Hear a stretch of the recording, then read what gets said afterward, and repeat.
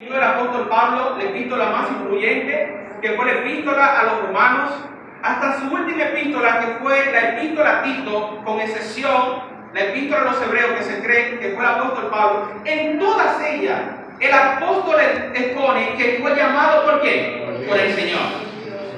En todas ellas, el apóstol enfatiza que su llamado provino ¿de quién? De Dios.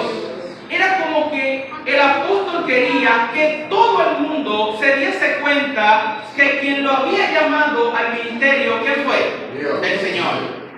Y yo le pregunto a ustedes, queridos hermanos, cuando ustedes gustan, cuando ustedes desean que alguien se dé cuenta de algo en su vida, es porque para ustedes ese algo, ¿qué es? Importante. ¿Qué más? Valioso. Es decir, para el apóstol Pablo era grandioso, para el apóstol Pablo era importante, para el apóstol Pablo era un privilegio el saber que quien lo había llamado al ministerio fue ¿quién? El Señor. Para él era una dicha, para él era una honra saber que quien lo llamó a servir el ministerio, ¿quién fue? El Señor. Y esto me impresiona, queridos hermanos, porque a lo largo de la historia, Dios siempre ha llamado ¿a quiénes? A sus hijos. Cuando estudiamos todo el Antiguo Testamento, vamos a encontrar a Dios llamando ¿a quiénes? A sus hijos. Porque en el Antiguo Testamento llamó a Noé, ¿a qué más? Ayúdenme, si ustedes conocen la Biblia. Llamó a Abraham, ¿a qué más? A Moisés, ¿a qué más? A Josué, a Samuel, a David, ¿a qué más? A Elías, entre otros. Llamó a hombres y a mujeres. Cuando vamos al Nuevo Testamento, encontramos a Dios también llamando ¿a quiénes? A sus hijos. Porque llamó a Pedro, ¿a qué más? A Juan, ¿a qué más? A Santiago, a Mateo, ¿a qué más? A Tadeo, entre otros. Cuando vamos a la era apostólica, encontramos a Dios nuevamente llamando ¿a quiénes? A sus hijos. Porque llamó a Pablo, ¿a qué más? A Sila, a Bernabé, entre otros. Cuando vamos a la Edad Media, exactamente, encontramos a Dios nuevamente llamando ¿a quiénes? A sus hijos. Porque llamó a Juan Wycliffe, a Martín Lutero, a Tyndale, a Juan Hus, a Jerónimo. Y cuando venimos al siglo XXI, queridos hermanos, nuevamente encontramos a Dios llamando ¿a quiénes? A sus hijos. Porque nos llamó a nosotros, te llamó a ti y me llamó ¿a quién? A mí. Es decir, a lo largo de la historia, Dios siempre ha llamado ¿a quiénes? A sus hijos. Es por eso que al igual que el apóstol Pablo, todos nosotros tenemos que sentirnos honrados con saber que nuestro llamado ha provenido ¿de quién? De Dios. Para nosotros, queridos hermanos, debiera ser una dicha, debiera ser un alto privilegio saber que nuestro llamado ha provenido ¿de quién? De Dios.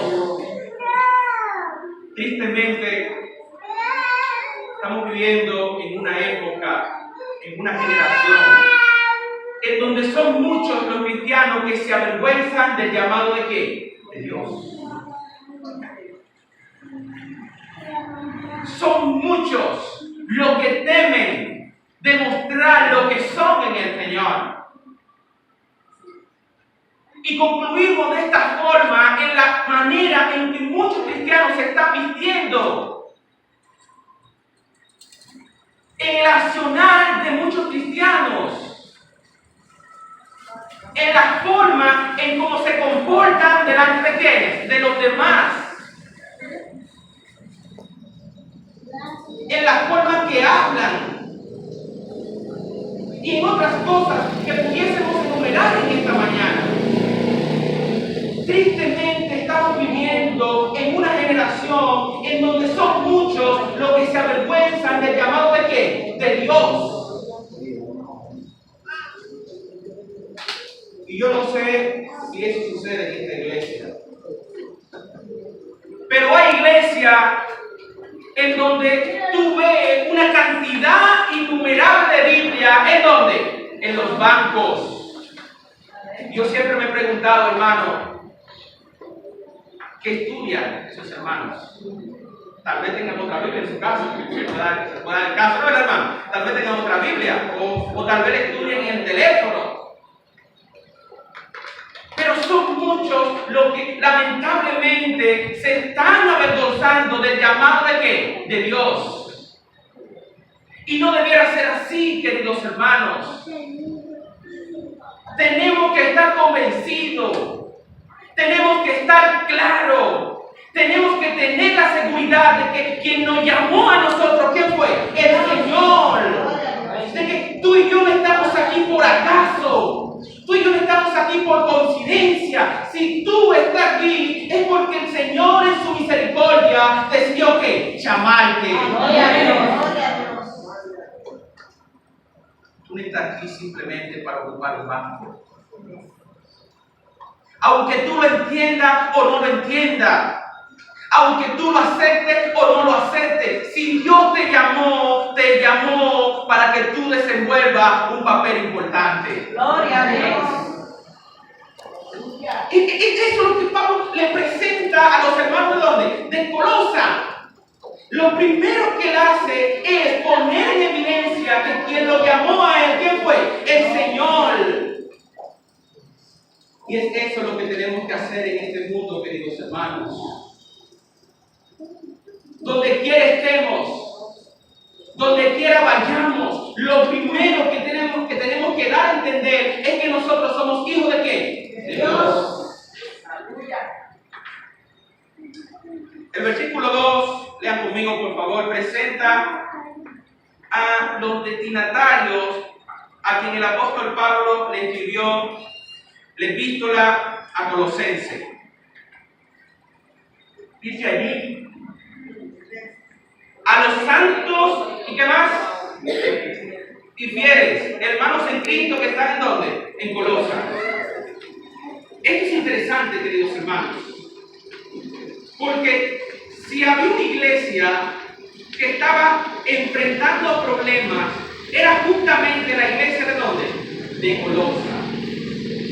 Eran variados y dispersos los problemas que estaban azotando a la iglesia de Colosas. Habían dos específicamente que estaban mermando la iglesia, que le estaban destruyendo. El primero tenía que ver con cuestiones religiosas. ¿Qué sucede? La iglesia de Colosas estaba compuesta por judíos y gentiles. No sé si ustedes saben, pero la carta a Colosas fue escrita específicamente a los gentiles. Y todavía los judíos entendían que para que un gentil fuera cristiano, ¿qué tenía que hacer? Exactamente, circuncidarse. Y le estaban haciendo la vida imposible ¿a quiénes? A los hermanos de Colosas. Es por eso que el apóstol Pablo, en el capítulo 2, lean conmigo, versículo 8, miren lo que le dice a este grupo de hermanos que con sinceridad estaba sirviendo al Señor. Versículo 8. Mirad que nadie os engañe por medio de ¿qué? De filosofías y huecas sutilezas, basadas en las tradiciones de ¿quiénes? De los hombres, conforme a los elementos del mundo y no según ¿qué? Cristo. Los judíos eran tan, oye, miren, no hay descripción para los judíos, eran tan fuertes que de los 10 mandamientos ellos habían desprendido 613 leyes que ni siquiera ellos podían ¿qué? Cumplir. Y lo triste de todo era que ellos le exigían a los demás que cumpliesen ¿con qué? Con esas leyes. Y el apóstol Pablo le dice, miren, no permitan que estos hermanos les roben el sueño. No permitan que estos hermanos les roben su paz. No permitan que estos hermanos lo desenfoquen. No permitan que estos hermanos lo distraigan. Este era el primer problema que el apóstol Pablo decidió atacar, que estaba destruyendo a la iglesia de ¿qué? De Colosas. Y el segundo problema, que era un poquito más tedioso y difícil, tenía que ver con cuestiones morales. Era de carácter moral. Es por eso que en el capítulo 3, lean conmigo, versículo 5 en adelante, el apóstol Pablo le escribe a estos hermanos de esta forma: hacer morir pues, ¿qué? ¿Está conmigo? Hacer morir pues lo terrenal, ¿en dónde? En vosotros. Fornicación, ¿qué más? Impureza, ¿qué más? ¿Qué más? Avaricia, que es como idolatría. Versículo 8. Pero ahora dejad también vosotros todas estas cosas. ¿Y qué número Pablo allí? Ira, ¿qué más? Enojo, ¿qué más? Palabra deshonesta de vuestra boca, y no mintáis los unos a qué? A los otros. Y el apóstol Pablo le invita a estos hermanos a despojarse de qué? Del viejo hombre, dice allí.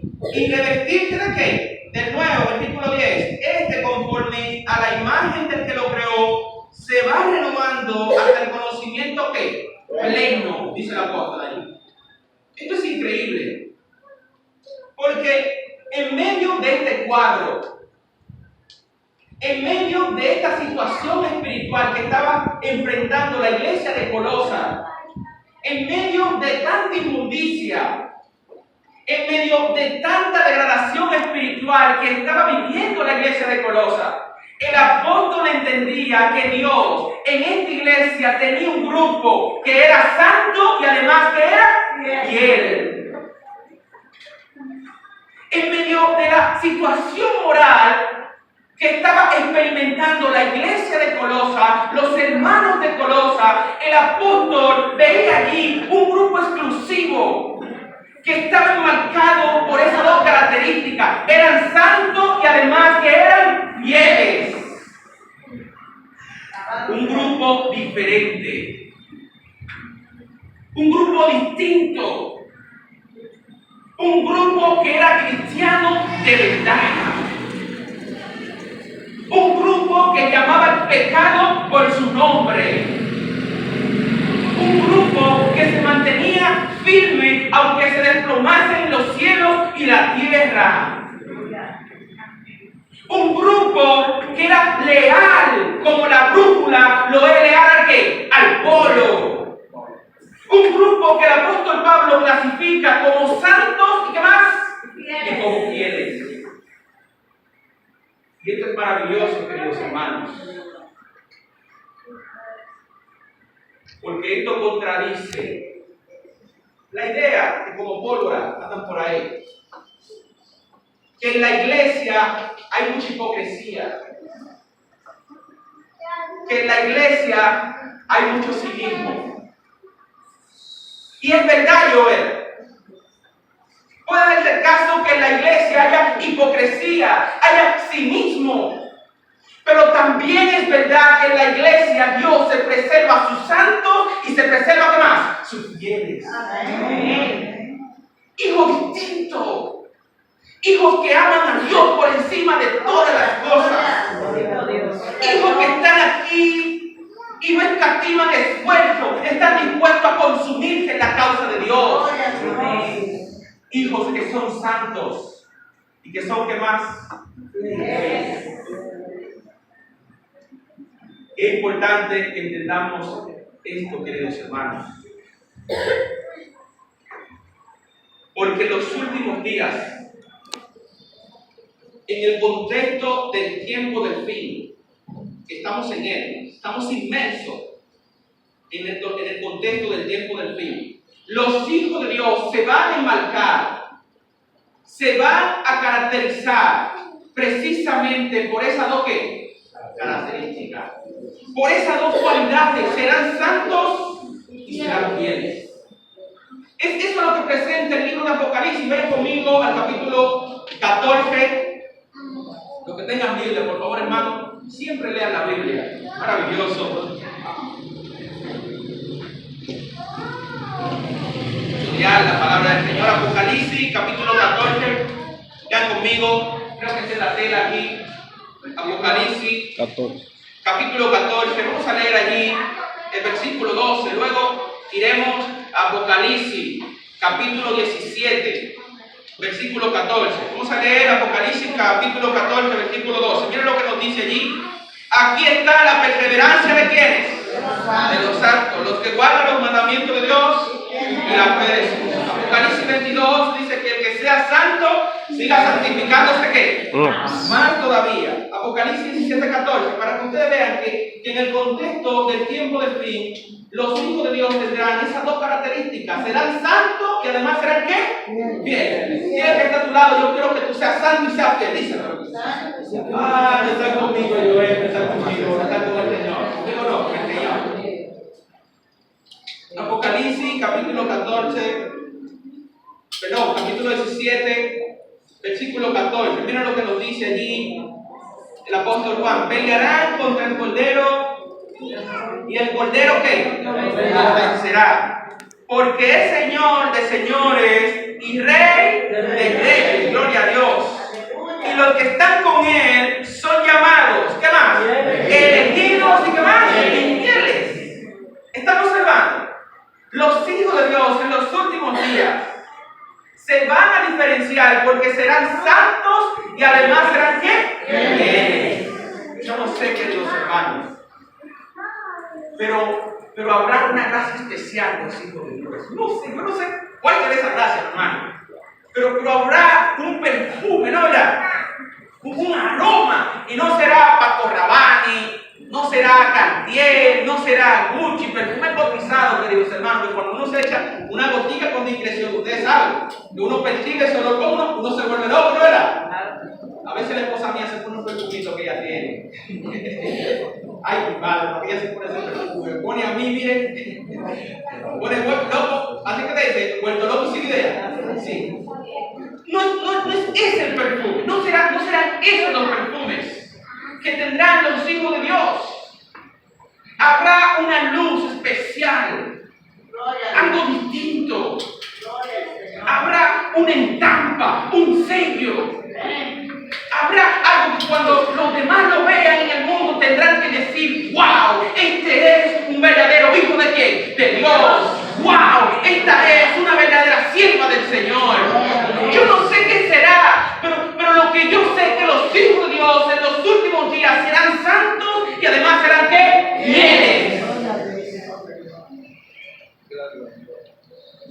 Habrá una clara distinción entre lo que le sirven a Dios y no le sirven. Todo el mundo tendrá que confesar con su boca que algo porte ese cristiano, que algo porte esa cristiana. Cuando ese hijo de Dios, esa hija de Dios, llegue a un determinado lugar, se va a sentir. Porque habrá un contraste entre ese hijo, entre esa hija, porque será santo, será fiel contra aquellos que no le sirven a quién, al Señor. Me llama la atención, queridos hermanos, porque los hijos de Dios en los últimos días no serán santos y serán fieles de brazos cruzados. Si habrá alguien que se va a levantar para que los hijos de Dios en los últimos días no desarrollen esas cualidades, ¿quién será? Se va a levantar con saña para que nosotros, como hijos de Dios, no desarrollemos la santidad y ¿qué más? La fidelidad. Es eso lo que nos dice Apocalipsis 12:17. ¿Alguien puede leerlo rápidamente? Apocalipsis 12:17. Entonces el dragón se airó, se llenó de ira ¿contra qué? Contra la mujer. Y se fue a hacer la guerra ¿contra qué? Contra el resto de la descendencia de ella, contra los que guardan los mandamientos de Dios. ¿Y quiénes son los que guardan los mandamientos de Dios? Según Apocalipsis 14:12. Los santos. Aquí está la paciencia de qué? De los santos, los que guardan ¿qué? Los mandamientos de Dios. Es decir, contra quien Satanás se vuelca, ¿contra quiénes son? Contra nosotros. Y el versículo 17 de Apocalipsis 12 tenemos que verlo en el contexto del versículo 12 que dice, por lo cual alegraos cielos y los que moráis en ellos, ¡ay de los moradores de dónde! La tierra Y del mar, porque el diablo ha descendido a vosotros con gran ira, sabiendo que le queda ¿qué? Poco tiempo. Es por eso que el enemigo se vuelca, se levanta contra nosotros, porque él sabe que tiene ¿qué? Poco tiempo. Me llama mucho la atención la palabra ira que utiliza San Juan allí, porque en griego es por, que significa impulso violento o revolución. Es decir, el enemigo se va a levantar contra nosotros, va a redoblar sus esfuerzos, se va a llenar de saña con dos fines. En primer lugar, con impulso violento, y en segundo lugar, con la idea de ¿qué? De revolucionarnos. Y es así, queridos hermanos. Si hoy nosotros estamos vivos, es gracias a la misericordia de ¿quién? de Dios. Porque, como decía un pastor, el pastor Pedro Reyes, que está en Estados Unidos, el enemigo es un desgraciado. Y no me malinterpreten, queridos hermanos, la palabra desgraciado, no. La connotación que le damos, lamentablemente es negativa, pero significa una persona que no tiene ¿qué? Gracia. Y yo le pregunto a ustedes, ¿tiene gracia? ¿Tiene gracia el enemigo? No. Un chip, una pizca. La persona que no tenga gracia. Sí. Yo le digo a Dios en oraciones de vez en cuando, que cuando yo tenga a mi hijo, yo todavía no tengo hijos, oren por eso, mi hijo sea un dulce, sea un peluchito, que todo el mundo lo quiera. Que tenga gracia.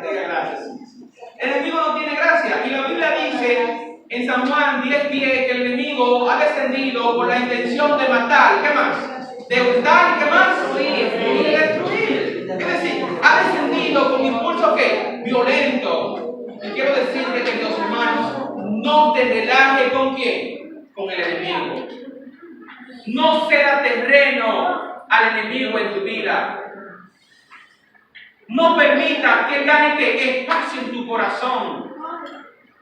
El enemigo constantemente procura entronizarse en nuestra vida para tornarnos un etcétera, para destruirnos. Porque ha descendido con impulso violento. Y la otra razón por la que el enemigo se va a levantar, o se ha levantado ya, es porque el enemigo quiere revolucionarte a su antojo. Quiere adaptarte a su voluntad. Quiere modificarte a lo que él piensa. Quiere controlarte.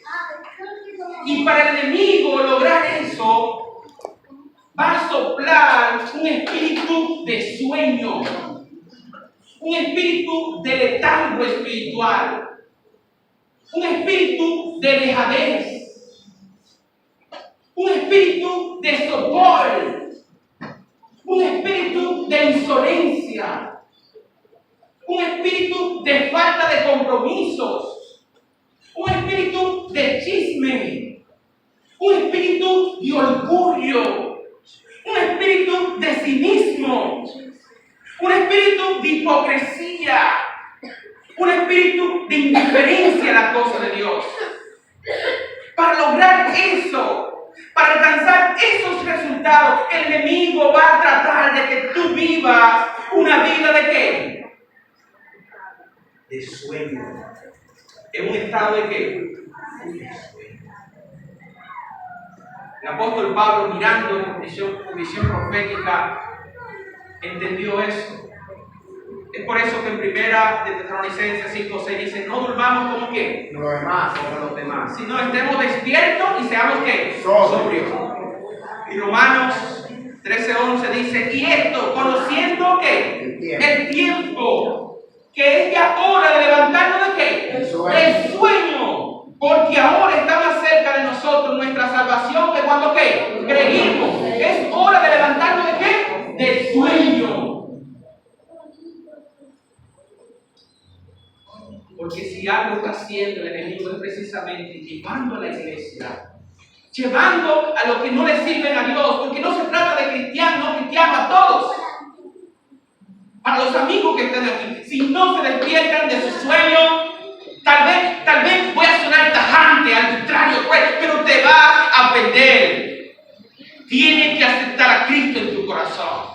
No hay forma, no hay manera de tú alcanzar la salvación, participar de esa herencia inmarcesible, incontaminada que Dios tiene para sus hijos, si no le abres de par en par tu corazón al Señor.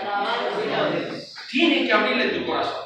Y hoy es una bonita oportunidad para que le abras tu corazón a ¿quién?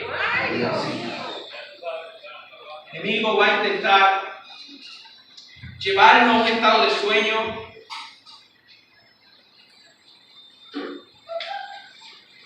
para que perdamos de vista tres cosas, para que perdamos de vista nuestro llamamiento. ¿Quién a nosotros qué? Nos ha llamado. Para que perdamos de vista nuestra misión. Y para que perdamos de vista nuestra identidad. Yo le pregunto a ustedes, sean sinceros, queridos hermanos, sean sinceros. ¿No está logrando que nosotros como cristianos perdamos de vista nuestra misión y nuestra identidad?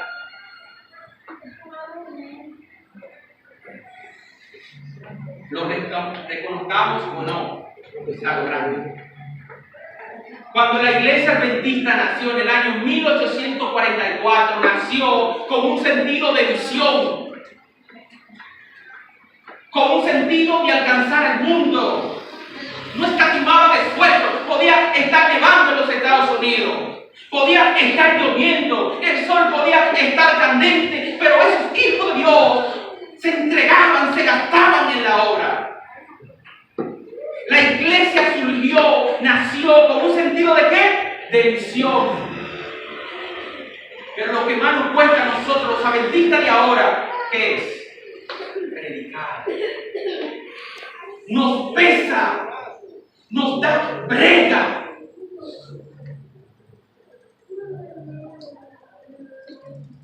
Colocamos 1 y 1000 pretextos para no hacerlo. No, es que el sol está fuerte. No, es que me duele la cabeza. No, es que tengo que hacer esto. Estamos perdiendo de vista nuestra misión.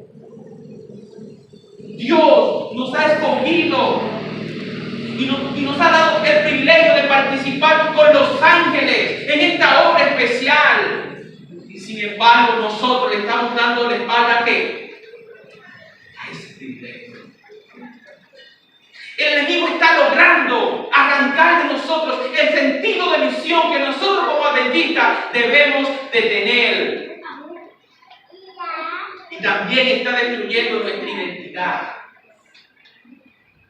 Cuando la iglesia adventista nació después del año 1844, la iglesia nació con el sentido de representar dignamente ¿a quién? A Dios. Todo el mundo tenía que darse cuenta que ellos eran adventistas del séptimo ¿qué? Día, que eran cristianos. A ellos no les importó sufrir el gran chasco.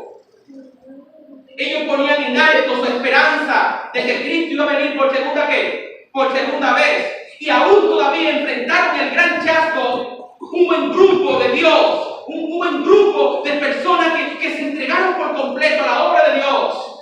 ¿Qué hicieron? Continuaron contra todo pronóstico, representando a Dios en el mundo. Estamos perdiendo de vista nuestra identidad. Y le digo esto, hermano querido, porque los adventistas no le estamos vistiendo de forma decente, con pudor. Tal vez nos inviten más a la iglesia. Y me importa, y discúlpenme el término. Yo no dependo de la aprobación de ustedes.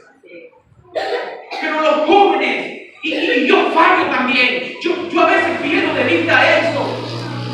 No estamos vistiendo de manera que inadecuada.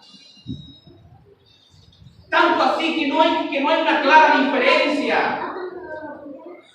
Los adultos también. Hablamos, no le pedimos a Dios que refine nuestras palabras. Tenemos que que saber hablar, los demás cuando nos escuchen tienen que comprobar, tienen que gustar que somos ¿qué? Cristianos. Estamos perdiendo de vista nuestra ¿qué? Nuestra identidad.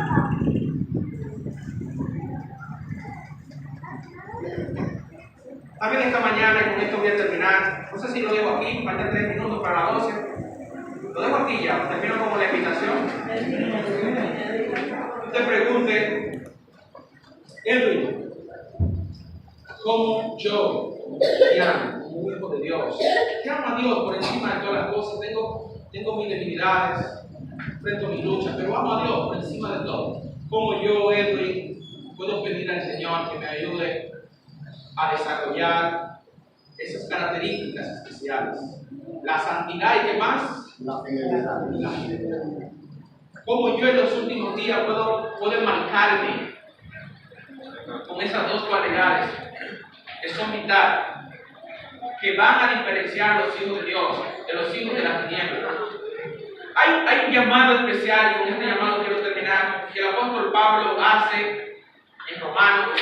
Yo he considerado el llamado de la gracia, un llamado especial, que la gracia transforma.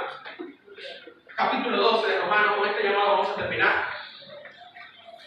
Miren lo que dice el apóstol Pablo allí. Allí el apóstol Pablo bosqueja la fórmula para que tú y yo alcancemos la santidad y la fidelidad. Romanos, capítulo 12.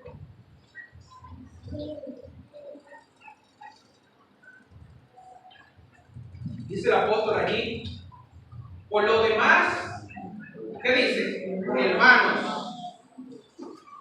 Es decir, por lo demás o por lo tanto, Joel.